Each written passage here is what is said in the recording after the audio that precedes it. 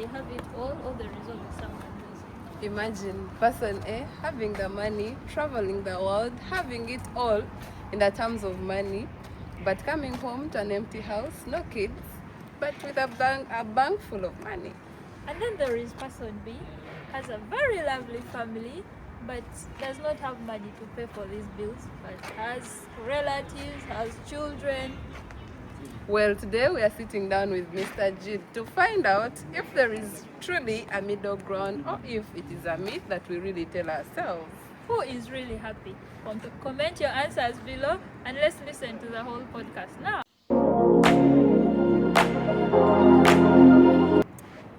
Hello, welcome back to the Just in Space podcast where we pull back our helmets and then talk about the real lives of an engineer.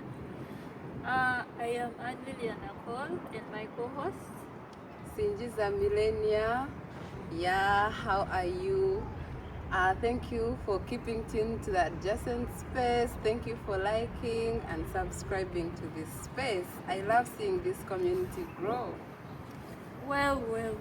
Today we'll be diving into a topic that has been rushing through my mind of late: work-family balance. As engineers, can we actually have it all, or there is always someone losing, or actually we have to leave certain things behind, or go for one and then leave the other one? Yeah, imagine person A having all the money, success in their career, but coming back home to an empty house, no kids, but a bank full of money. And then there is person B, who has a very beautiful family, has a full house, but does not have the money to pay his bills. He is constantly stressed. So who is truly happy, and who is having it all? Yeah, well, today we have brought for you Mr. Jude to tell us, is there a middle ground? Can you have it all?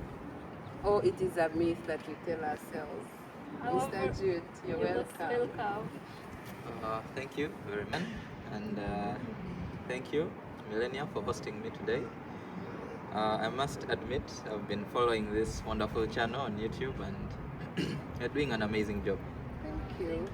So briefly about myself, my name is Jude Asea.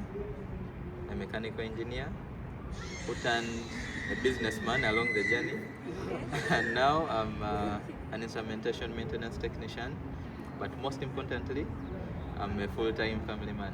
Wow. Wow. You're welcome to Adjacent Space. Thank you.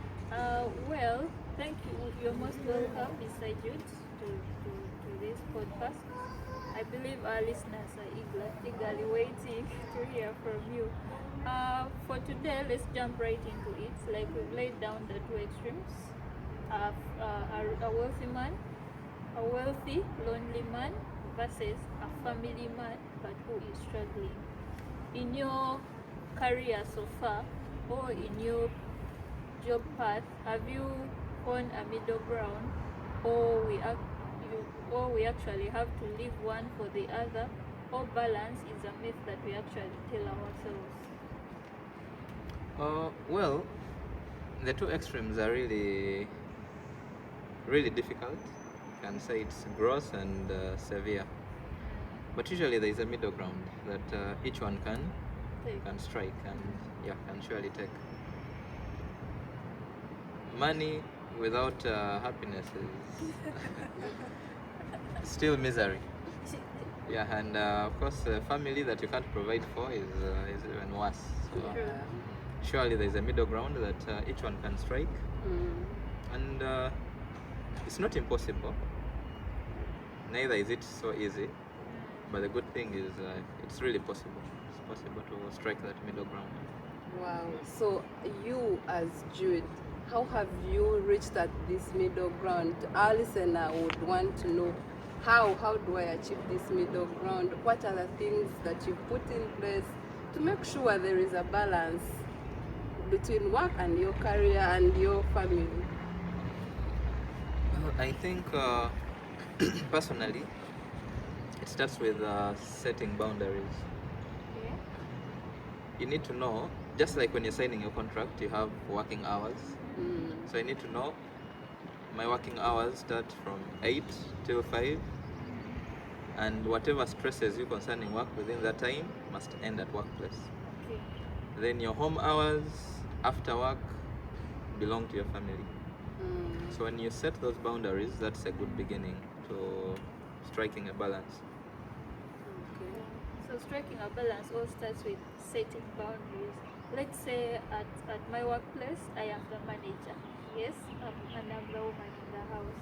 So when I get back home, does it mean that when I reach at the door of my home, I have to leave my management at the door, remove those clothing of management, and then get inside as a wife?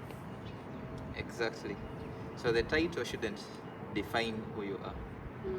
The title helps you execute your tasks at workplace. Out of workplace, you have your personality that is totally detached from your title. So whatever position, whatever power you hold under that title will only remain at workplace. That's where the boundary starts from. And then I'm also curious to know, like, I believe most people out there actually struggling with this. Like, you are the manager, you are the supervisor at work. When you get back home, you feel like you should still be, especially for the ladies. I will not say, talk about men, because the men are the heads of the family. So whether he's manager at work or at site or supervisor, when he comes back home, he will still be the manager of his home. But for a lady, when we get back home, because I'm a manager, I remember men have been coming to me, hey, madam, this, madam, I'm sorry, this, I'm sorry. And then at home, my husband Not even caring. doesn't care, because he married me. I mean, he paid dowry. So how can we help someone out there who is struggling with such a conflict? Like, she really wants to submit, but it's I don't know, but she finds it a bit difficult for her to submit as well. Well, it's really tricky. As I'd mentioned earlier,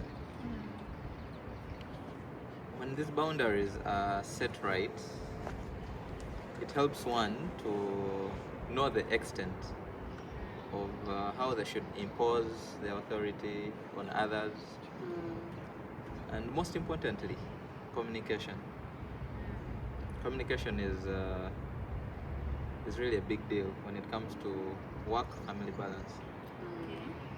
Yes, you might be a manager, but when you step at home, try not to, for both genders, male or female, try not to manage or micromanage family members, because these are two different institutions. One requires affection, because to be a family member, you didn't apply for a job.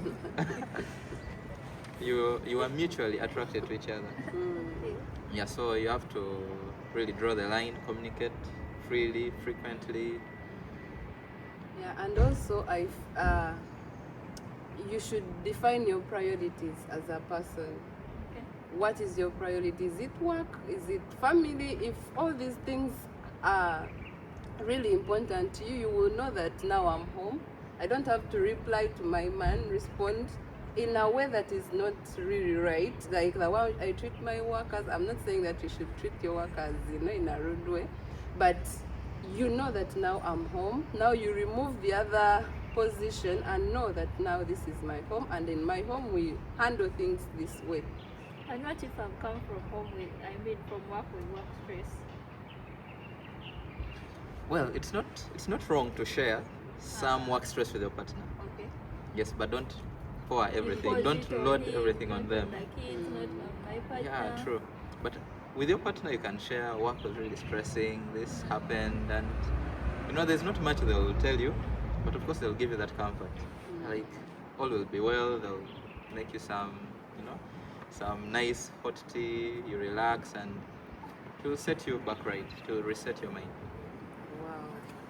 So Jude, there is this grind culture, and do you think you can say no to a promotion and attend a birthday party for your child. Wow. Because in this, like in the engineering field, you're always on pressure, projects are demanding. You don't even have free time. There are those days when you're really, really like busy. And then there comes your child's birthday. In that case, what do you do? And if you're to say no, what is the right way to say no? Wow, this is it's really interesting. I love this subject because it really comes through in all aspects of work. Well, you talked about is it possible to turn down a promotion or to turn down a project and for a birthday or a family event? Yeah. You know, in these periods of time where people are desperate, people are looking for jobs.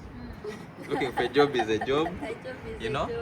So once you get this job, having been desperate for a while, you really want to prove to your boss that you deserve this job and you can do better. But then, of course, as you keep working, these family needs come up.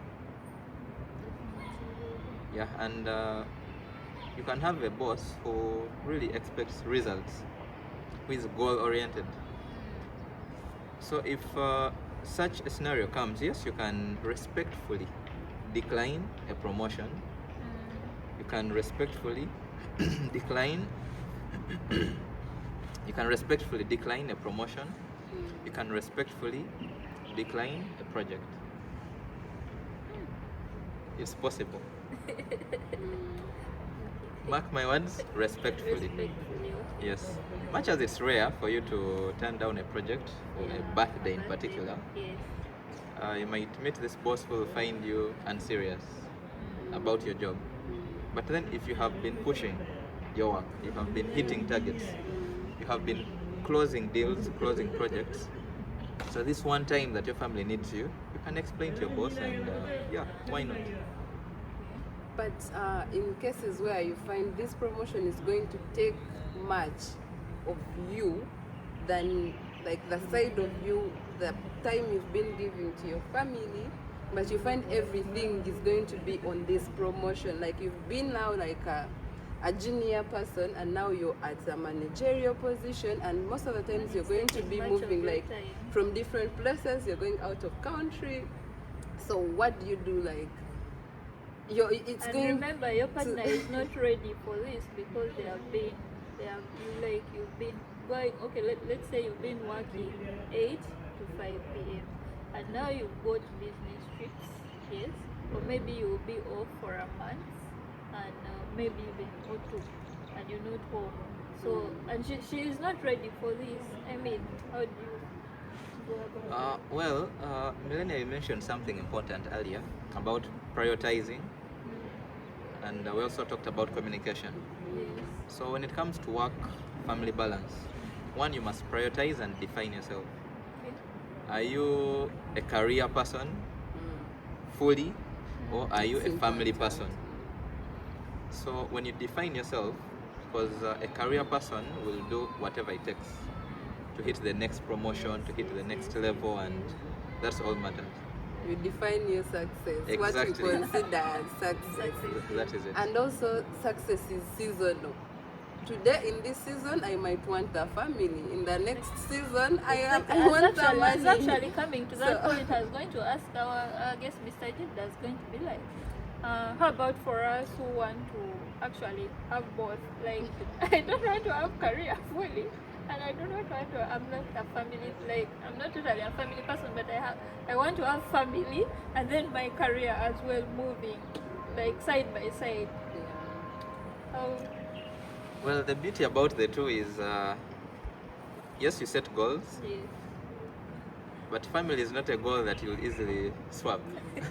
Yes, you can change careers, Yes. but it's hard changing, family just like that. So when it comes to career, yes, you can set goals, maybe within this period, and to be a senior technician within this period, and to join management, a managerial post within this period, and to retire. That can be set. But then remember, you have a family that relies on you, and you interact each and every day. They are part and parts of you. So when it comes to making these critical decisions, you have to sit down with your partner and discuss, come to an agreement. Doesn't mean that you'll always agree, but you can come as close as possible to we are looking common for ground. the middle ground. Yes. To see what is better for you. Okay, to our listeners, before we can go any further, I would want to pose a question to you. On which side of the fence are you on? If you were to choose right now, family, like a wealthy man, wealthy lonely engineer versus family, which one would you choose? Leave your comments in the comment section. Could you tell us a specific season in your life where you had to sacrifice some, let's say it could be work, it could be family, something that was so important to you and you said no? In that season, what was it that you had to sacrifice, and what was the reaction?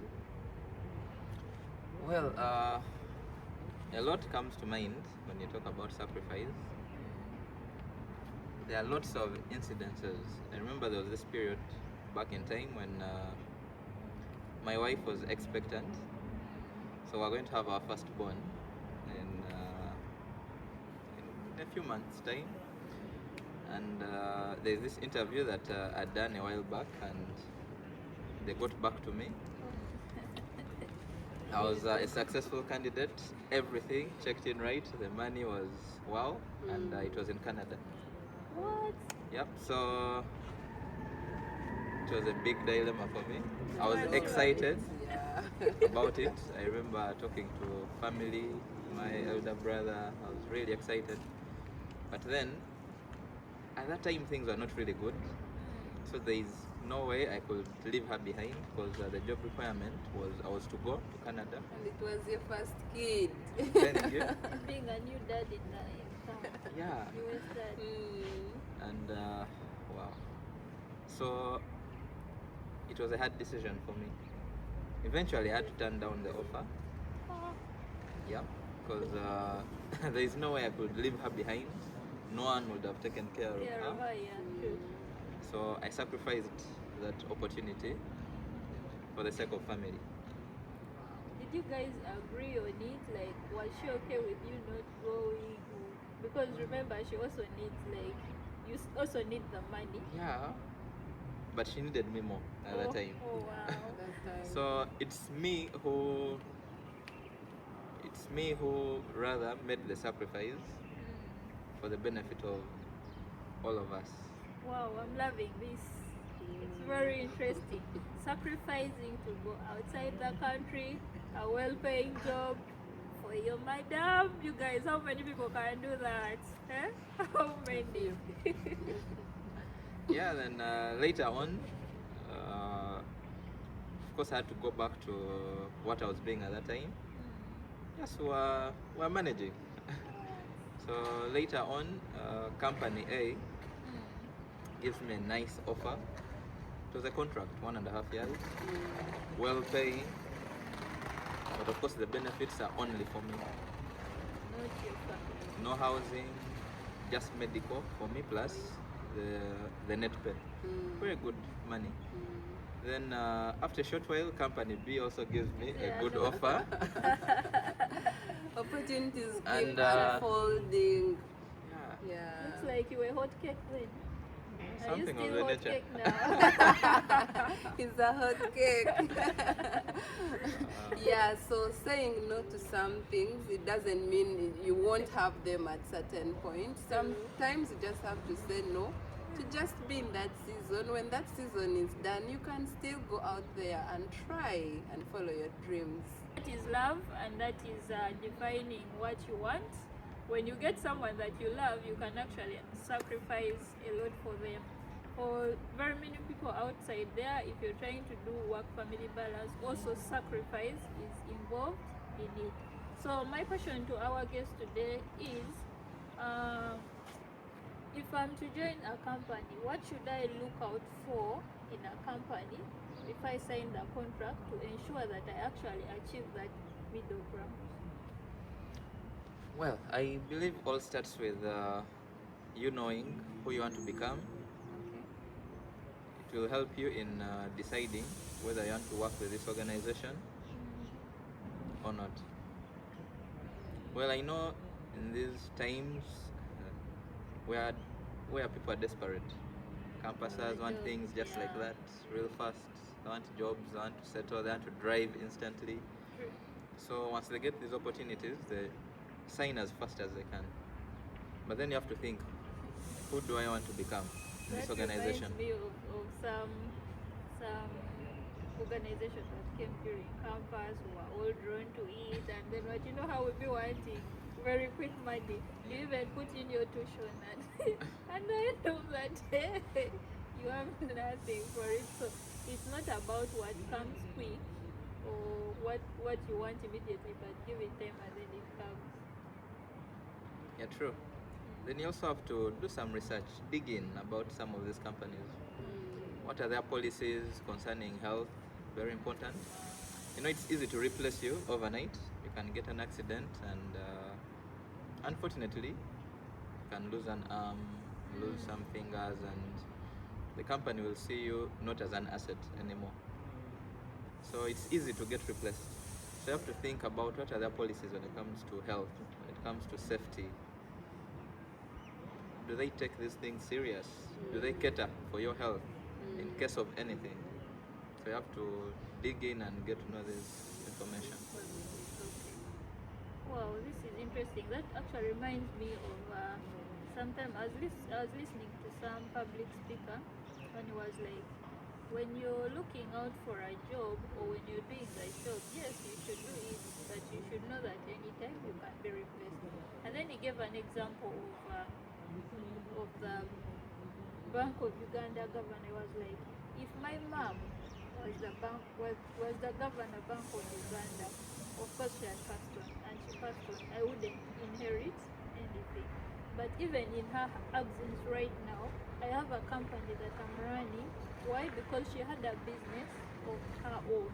She was a CEO, and I'm now assistant CEO because I inherited what she had. But if she was an employee somewhere, I wouldn't have gotten this. And now we have a business in the family because of her. So when you're working out there, yes, work because yes, you need the money. Also, maybe you need to support the company or whatever it is. But then know the policies, because you can get an accident and the next moment you're being what? You're being replaced. So for the young people out there, there's several things, like our guest has said, there's several things you should look out for before you sign that contract. Don't just go for it because you want the money. Yes, and because you do not have a job at the moment, you want to go for that. So you look out for the policies. Look, you as a person, what do you want? Also get to know what you want before you can sign the contract. And also, what do you think the employers can put in place to make sure, at least as the employees, we have some time with our families? What are those things they should include? That we can have a bigger policy. You're entitled to the salary, you're entitled to this. The annual leave. Yeah, the annual leaves. But as a company, as an employer, you can put some small things that can really bridge that gap between work and family. What could be those things? Well, for starters, I've seen organizations or companies that have a medical insurance system, not only for the employee, but also extends to their family. That's a good way of helping psychologically your employee to also get that attachment to the organization. They will know that this organization really cares about me, because you can't care about me if you don't care about my family. True. And why else do we work if not for our families? So All is vanity, Yeah, like sure. King Solomon. Yeah. because to have a good employee, you need someone who is mentally in the right frame of mind, True. and all that starts from what is happening way before he comes to workplace. It starts with what is happening at home. Yeah.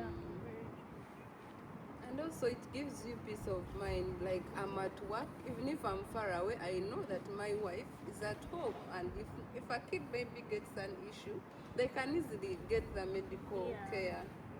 True. Yeah. Then there are those Christmas parties where they invite you with your Your partners. family, So that's also, they enjoy to see where you work and where you live. Exactly, and then also put away the insecurities. Of course, when you invite us for those parties, we'll be like, my guy has invited me for a Christmas party at his workplace. I mean, those insecurities are all off. This is so interesting. I'm actually learning a lot from you. I'm a family person as well. So this is it's an interesting topic for me. That's why I'm asking you so many questions. And if you're to give an advice to a young person, a young engineer, who is trying to find the middle ground, you're trying to look for the money, you're trying to help the family as well. What's that advice you would give to that person? Well, that brings to my mind an advice I was also given when I was starting work by my mentor, and he told me that never allow your mouth overload your back. So yes, never allow your mouth overload your back. So sometimes we strain a lot because of what we accept to do or what we accept not to do. Failing to say no is actually a root cause of very many problems. So it's better to, regardless, better to let your boss know you won't be able to do this as opposed to accepting then you fail to do it. So it will tarnish your credibility, your relationship will totally fail with your boss, also with your family. If you commit, I'll be back at this time, then we go for the birthday and you don't show up because you're committed at work. So it will tarnish everything. Yeah, very true. So it's better to learn to say no, learn to be direct with your communication. If you'll make it, then say you'll make it. If you're not sure, then don't commit. And so don't allow your mouth to overload your back. Wow, this is getting interesting. Wow. So to anyone out there, like he has just said, we should learn to say no. Most of us have that problem, not saying no. You want to be the yes person all the time. You want to say yes. You want the money. You want the money, but at the end of the day, you can't fulfill it. And then make commitments that you can actually fulfill. Make promises that you can actually fulfill. Mr. Jude, well, we still have a lot to talk about. We cannot finish everything today. We can't exhaust everything today. But we are really very grateful to you for sparing your precious time to come and speak to the young people out there. I believe they have really learned a lot because I personally I have learned a lot from you when I get into family. I want to strike the balance. I want to get the middle ground. And the fact that we are now in touch, you can actually be my mentor. Yes, you might see like we are age mates, but anyone can be your mentor. He might be knowing more than I know in this field, so you can actually be my mentor. Thank you very much for accepting our invite to be our host for the day, and we will still invite you next time. Yeah. Me, what I would cross with is striking a balance isn't something that you achieve and it's done like you're there. No, it's something you do with intention. Seasons keep changing, people keep changing, you keep changing the workplaces, but if you're intentional, when you know what you want, you can really have a middle ground. Until next time, keep tuned to the Adjacent Space. Don't forget to like, subscribe, and hit that bell icon. Bye bye.